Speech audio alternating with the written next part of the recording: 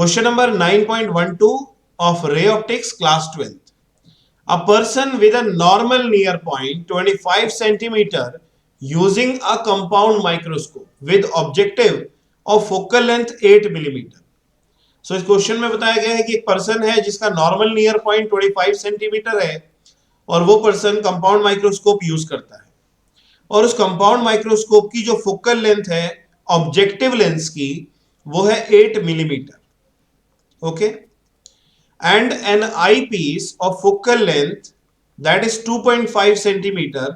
अब ये मिलीमीटर में है, ये सेंटीमीटर में है, तो दोनों को सेम यूनिट में कन्वर्ट कर देते हैं. इट मींस हम इसको लिख सकते हैं 25 millimeter can bring an object placed at 9 millimeter from the objective in sharp focus. इसका मतलब कि ऑब्जेक्ट जो है वो आपका -9 मिलीमीटर अवे है. Okay, object is -9 millimetre away. What is the separation between the two lenses? तो दोनों लेंसेज के बीच में सेपरेशन कितनी है, मतलब लेंथ हमें फाइंड करनी है कंपाउंड माइक्रोस्कोप की. And calculate the magnifying power of the microscope. उसके बाद हम उसकी मैग्नीफाइंग पावर भी कैलकुलेट करेंगे.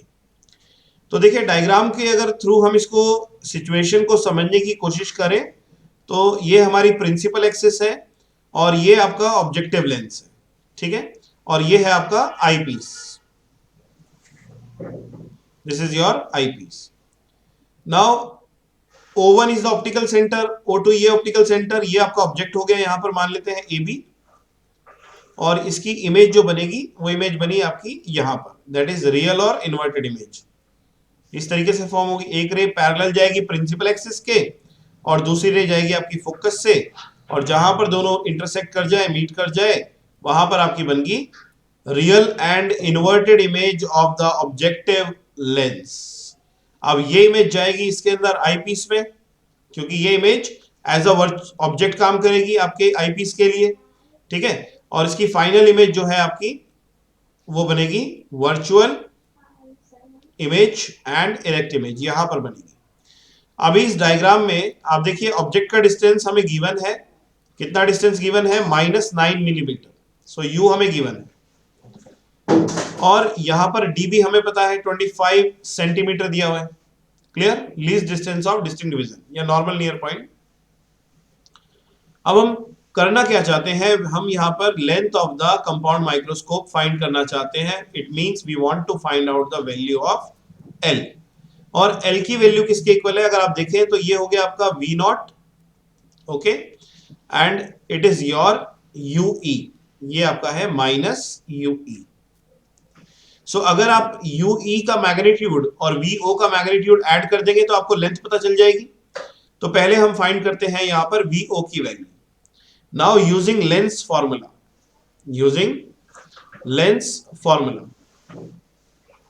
so what is lens formula?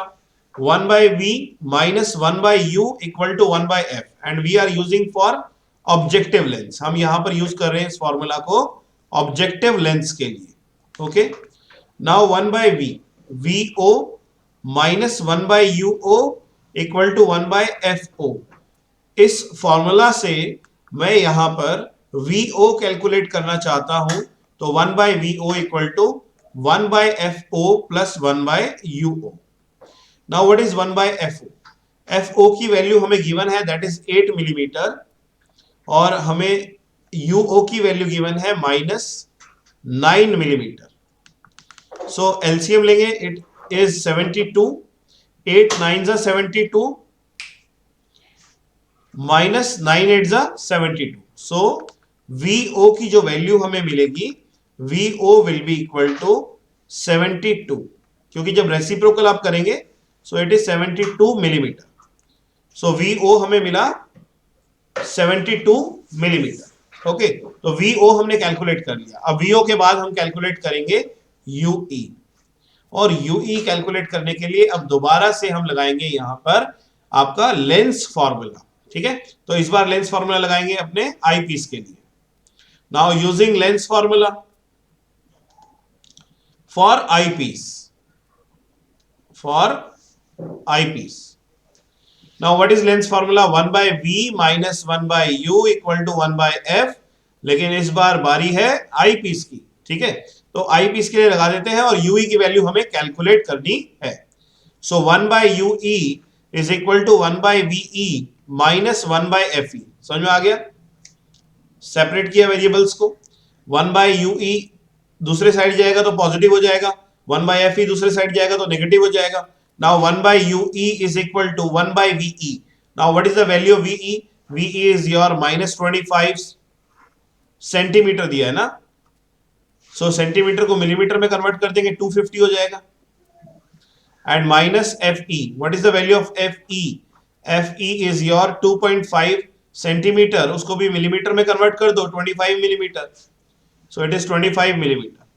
Now take LCM. 1 by UE is equal to, LCM is your 250, so it is minus 1 and minus 10.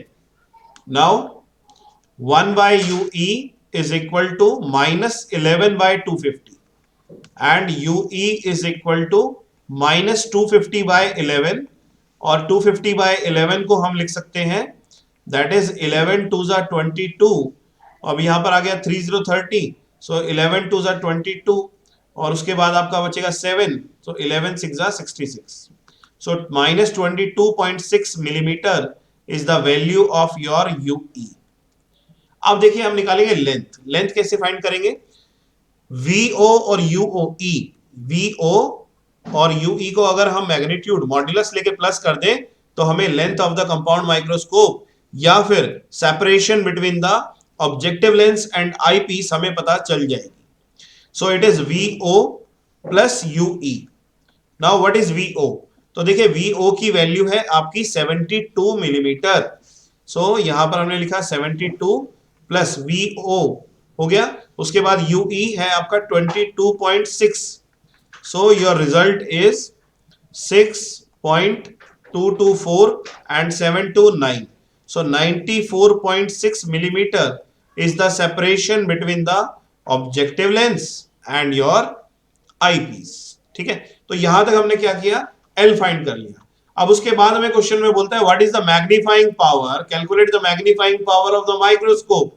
तो microscope का magnifying power का formula हमें पता है, that is capital M is equal to minus V naught by U naught 1 plus D by F E. यही है, बोलो यही है ना फॉर्मूला? अब वैल्यू पुट कर देते हैं। Now what is the value of minus V O? V O की वैल्यू अभी हमने कैलकुलेट की 72, so it is your 72 and U O हमें गिवन है that is 9, 1 plus 250 by F E कितना है? एफ ई हमारा है 25, सो 25 से 10 and 9 8 is 72, so I can write here minus 8 multiply by 11, so the result will be minus 88. This is your magnifying power of the compound microscope. बोलो समझ में आया? मजा आ गया? अगर समझ में आ गया, बिल्कुल क्लियर हो गया न्यूमेरिकल आपको, तो लाइक बटन जरूर हिट कर देना और फिजिक्स लव चैनल पर इसी प्रकार जुड़े रहें। जय हिंद, जय भारत, #फिजिक्स लव।